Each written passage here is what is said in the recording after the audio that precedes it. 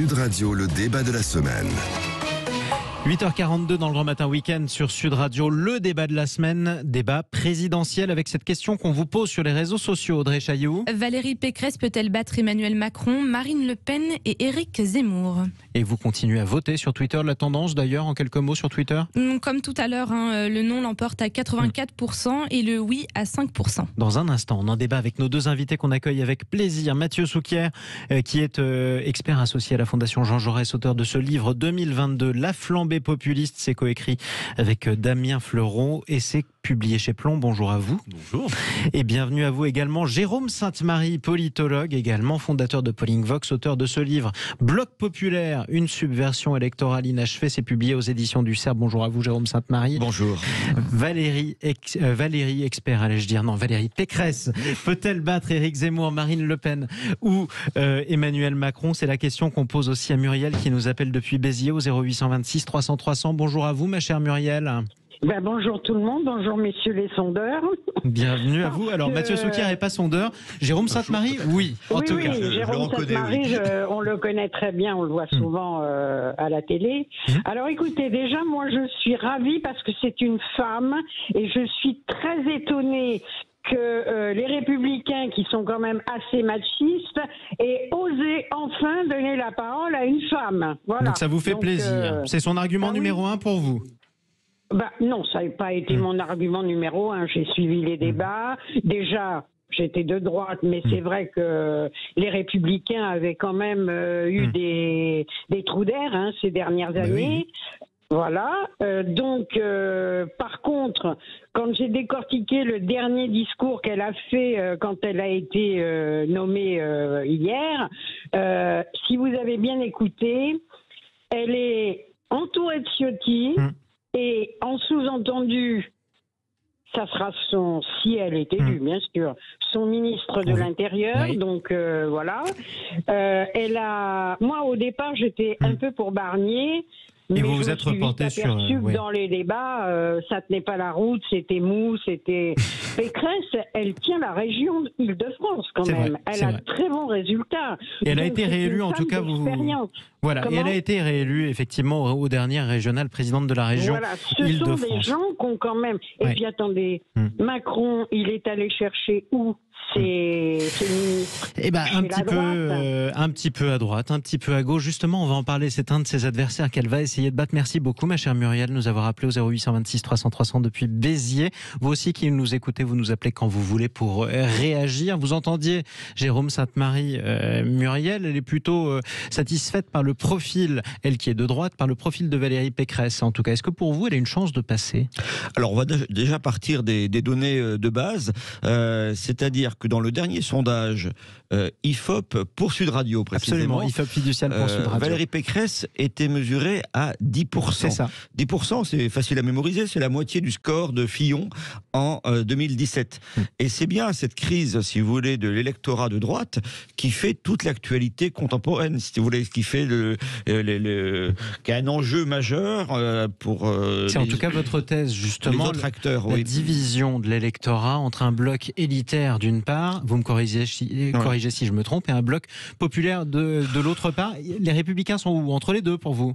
C'est plutôt du côté du bloc élitaire et plus les classes moyennes. Mais par contre, le bloc populaire, vous savez, si vous regardez le score, justement, de Valérie Pécresse dans les sondages actuellement, chez les ouvriers, donc le noyau dur, en quelque sorte, des classes populaires, on tombe à 3%. C'est-à-dire, même de manière aléatoire, on devrait être au-dessus, si vous voulez. Ouais. Donc, 3%, c'est plus un affaiblissement, c'est une disparition totale. Il faut savoir qu'à une époque, en 2007, Nicolas Sarkozy, au second tour, avait fait 52%, ou 50%, ça dépend des instituts, chez les ouvriers. Donc, c'est pas une fatalité de la droite. Et là, il y a eu cet effondrement total. Et Valérie Pécresse, pour l'heure, et on va en parler, mais il y a une dynamique possible, mais pour l'heure, elle est non seulement à un très faible niveau au niveau global, mais en plus avec une sociologie qui s'est resserrée sur notamment les personnes âgées. Et c'est vrai que même à l'époque de la puissance du Parti communiste, les gaullistes faisaient d'excellents scores chez les ouvriers. Mathieu Souquier, Valérie Pécresse qui est piégée entre deux candidats, Emmanuel Macron, Éric Zemmour et Marine Le Pen, entre trois candidats.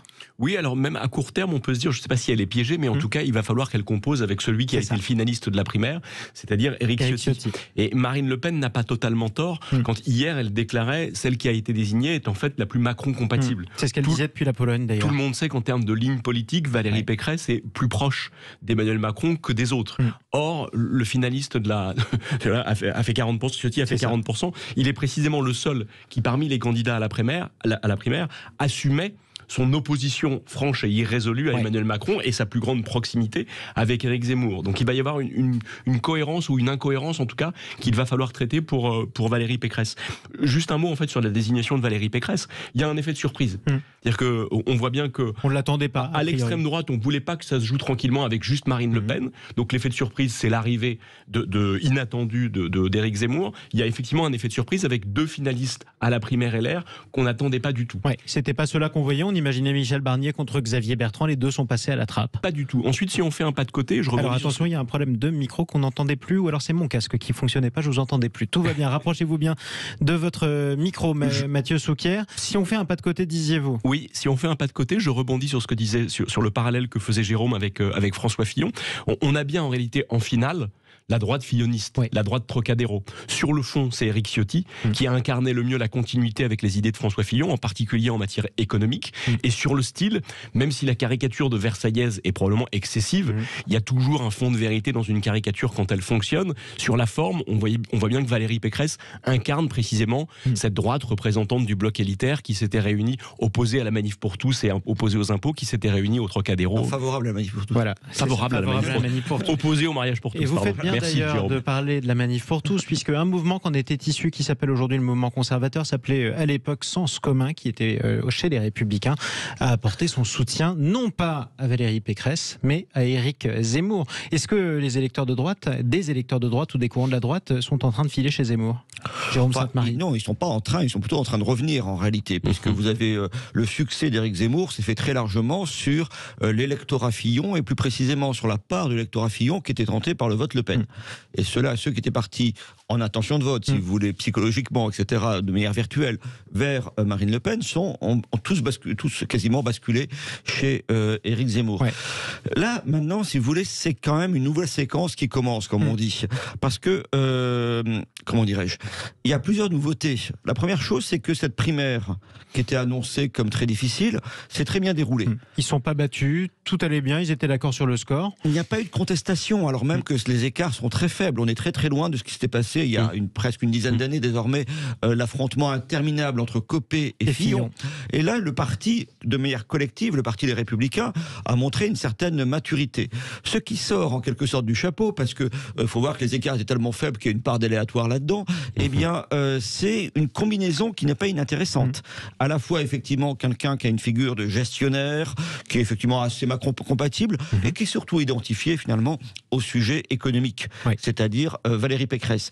Et à côté, elle est flanquée de quelqu'un, Éric Ciotti, qui, lui, s'identifie clairement aux enjeux régaliens, c'est-à-dire la sécurité, l'immigration, tout cela, sur une ligne très dure, mais au fond, qui correspond bien à ce que pensent les sympathisants de droite sur ces sujets. Et en plus, Éric Ciotti est très content. Si vous voulez, il a fait fructifier son capital politique de manière absolument inespérée. Et lui, il a tout intérêt, effectivement, à rester au sein de la famille des Républicains, y compris pour régler certains comptes en PACA ou dans les Alpes-Maritimes. En particulier dans les Alpes-Maritimes, où le maire de Nice, Christian Estrosi, a claqué la porte du parti pour rejoindre Horizon. Alors, où est-ce que je veux en venir très rapidement? C'est qu'il y a une vraie convergence d'intérêts entre Valérie Pécresse et Éric Ciotti, et ils me paraissent assez compatibles. La demande de réforme très proche de celle de Macron, finalement, dans l'électorat de droite, et la demande de sécurité, etc., assez proche. Donc ça fait de une Marine Le Pen candidature plus que crédible pour la présidentielle pour vous. Ce qui fait d'ailleurs, puisque l'actualité va être villepinte aussi aujourd'hui, que l'utilité politique d'Éric Zemmour se trouve un peu mise en question. Au fond, sa candidature prospérait sur l'idée que la droite était en crise, la droite institutionnelle, si vous voulez, et qu'en plus, elle était ramollie. avec Éric Ciotti dans le ticket, si vous voulez, présidentiel, ça va être un peu difficile quand même pour lui de dire que la droite a besoin de lui pour se redresser. C'est ces idées qui sont désormais au premier plan chez LR. En tout cas, on verra ce que ça donnera avec ce meeting d'Éric Zemmour qui lance sa campagne à Villepinte. Plus de 15 000 personnes d'ailleurs attendues officiellement par l'équipe du candidat. La campagne se jouera à la droite de la droite, a dit Éric Ciotti dans le journal du dimanche aujourd'hui. Est-ce que vous confirmez, Mathieu Souquier, vous qui êtes pourtant expert associé à la Fondation Jean Jaurès? On parle souvent, on en débattra peut-être, d'une droitisation de l'opinion française. Alors, je note qu'il y a, à mon sens, plus qu'une droitisation de l'opinion française, il y a ce que j'appelle une extrême droitisation de l'opinion française. Et j'en veux pour preuve ce que disent aujourd'hui les intentions de vote dans les sondages. On parle de Valérie Pécresse, comme le rappelait Jérôme à l'instant, Valérie Pécresse est aujourd'hui autour de 10% dans les intentions de vote. Donc le grand parti de la droite classique dans ce pays depuis des décennies et des décennies, aujourd'hui est à 10%. Là où les scores additionnés de Marine Le Pen et d'Éric Zemmour pèsent entre 35 et 40%. Donc ce qu'il reste de la droite aujourd'hui, c'est en gros un petit tiers de ce que pèse l'extrême droite dans les intentions de vote. C'est considérable. Donc ça, c'est quand même un vrai sujet. Et il peut arriver à Valérie Pécresse quelque chose de tout à fait positif. Elle pourrait arriver à enclencher une dynamique favorable et gagner dès les prochains jours les quelques points qui engageraient des commentaires positifs favorables à son endroit. Ça, c'est tout à fait possible. Et elle peut aussi être à la droite ce que Anne Hidalgo est à la gauche. C'est-à-dire et de ce point de vue-là, une primaire, ça vous donne de l'élan quand il y a une participation massive et quand votre victoire est incontestable. Je ne dis pas du tout que la victoire de Valérie Pécresse est contestable, mais encore une fois, Fillon avec 4 millions de participants à la primaire et une avancée considérable sur tous les autres, prend 5 points dans les sondages. C'est vrai. Même Benoît Hamon, qui est ensuite Davis, au moment où il est désigné à l'issue de la primaire de la gauche, reçoit un élan considérable. Là, en réalité, on est quand même sur une primaire rikiki. Notez qu'Yannick Jadot, avec un taux de participation à peu près comparable, le candidat écologiste, et avec une victoire certes très courte serrée contre Sandrine Rousseau, sur Sandrine Rousseau, ne prend aucun point dans les sondages. Donc nous verrons ce que ça donne pour Valérie Pécresse. Et on verra si Valérie Pécresse s'en sort aussi. Au contraire, c'est le problème aussi de la gauche cette année qui est quand même dans des niveaux absolument stratosphériquement bas. Jérôme Sainte-Marie. Pas tant que ça en réalité pour la gauche. Si vous comparez le cumul des différents candidats de gauche dans les intentions de vote, on est à peu près au niveau qu'avait atteint la gauche en 2017. C'était déjà pas brillant, et là en plus ils sont tous sous les 10%. En dessous de 30%, parce que je crois, c'est la thèse de mon livre comme du précédent, c'est que ces signifiants, si je veux dire ces termes de gauche et de droite, sont de moins en moins adaptés par rapport à la vérité politique. C'est là où nous avons un différent, je crois, avec M. Souquier, c'est que je ne vois pas de droitisation et encore moins d'extrême droitisation, dans la mesure où vous avez maintenant les deux principales forces politiques, celle de donc, Emmanuel Macron d'un côté, Marine Le Pen de l'autre, c'est dans les sondages, je prends le sondage IFOP encore une fois, et sont les deux nettement qualifiés pour le second tour aujourd'hui, qui, aucun des deux, ni Macron ni Marine Le Pen, ne se reconnaissent dans le clivage gauche-droite. Et cela depuis des années. Donc, et pour vous, ce sont eux qui sont les... Eux ne se reconnaissent pas dans le clivage gauche-droite, et les gens qui vont voter pour eux, ou qui annoncent leur intention de voter pour eux, choisissent quelqu'un qui ne se reconnaît pas dans le clivage gauche-droite. Donc une bonne partie... C'est quoi, c'est un vote de classe pour vous? Alors je sais très bien que quand vous êtes de gauche, vous considérez que Macron est de droite, et quand vous êtes de droite, vous considérez que Macron est de gauche. Mais donc ça ne me paraît pas correspondre à la fracture principale. La fracture principale, me semble-t-il, et c'est-à-dire entre les gagnants et les perdants de la mondialisation, c'est-à-dire les gagnants sont clairement du côté de Macron, les perdants sont plutôt du côté de Marine Le Pen. Marine Le Pen, je parle d'un point de vue social, pas forcément politique, on verra bien. Et entre les deux, les classes sociales sont assez divisées. Donc vous avez des gens de droite comme Éric Zemmour, parce que pour cette raison simple, qu'il se reconnaît comme de droite et il veut le nom des droites. Mais ça fait... Pour vous, il est hors sujet. Donc en un mot, si je comprends bien, pour les deux, et juste en un mot, le perdant de cette séquence, de cette semaine, c'est finalement Éric Zemmour.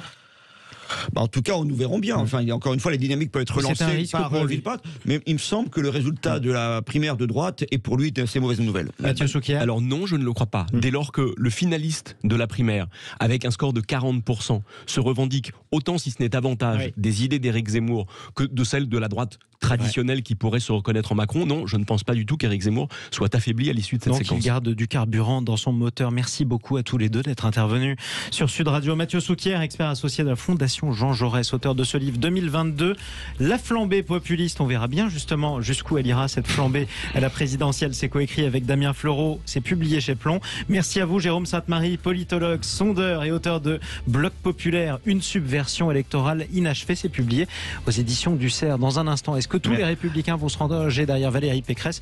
On posera la question à notre invité Julien Aubert, député des Républicains du Vaucluse. Merci à tous les deux et à la prochaine fois sur Sud Radio. Sud Radio. Parlons vrai.